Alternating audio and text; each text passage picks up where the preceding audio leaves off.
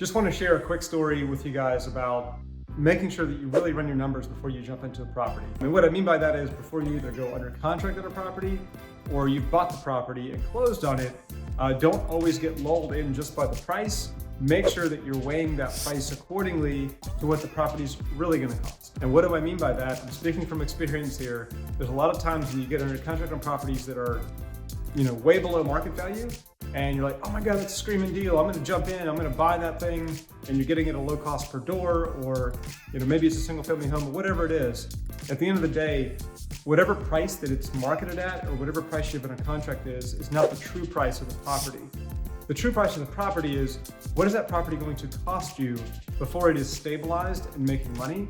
And then taking that as the filter, once it's stabilized, how long does it take you to get back what you paid for the property and how much you put into it to get it to where it actually is. I'm telling you this story because we just went under contract on a huge deal.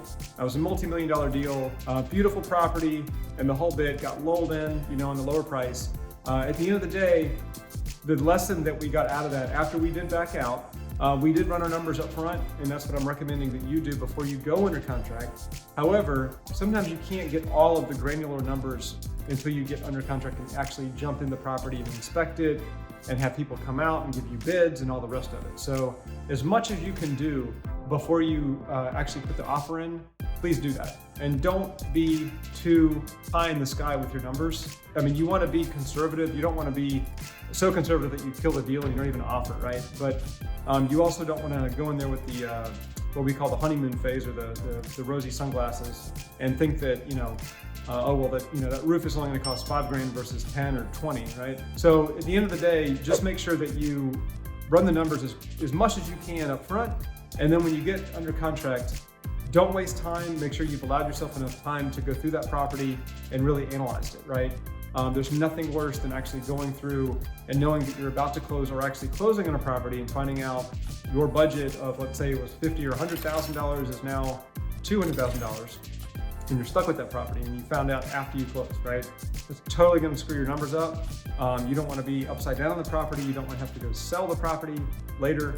So just really know it going in that when you see something that's super discounted on the market, it doesn't mean it's not a good deal.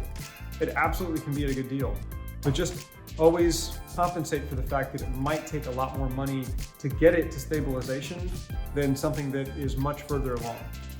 And on that point, let me just throw something else out there. A lot of times I have investors, they'll look at the lower priced home. Let's just pick numbers really quick. Let's say there's a $200,000 single family house and there's a $300,000 house, and they want to make, $500 a month on that property, right? The $200,000 house might actually take, $50,000 to $80,000 to get it where it is, whereas the $300,000 house that could be market ready, you might be able to buy it for $270,000 and don't have to do any work to it because it's move-in ready and they both rent for the same amount.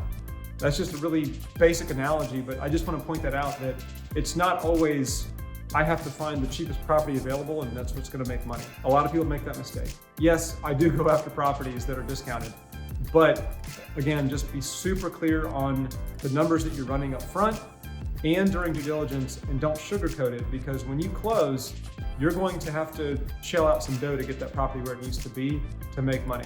And that's just something that you need to go into eyes wide open.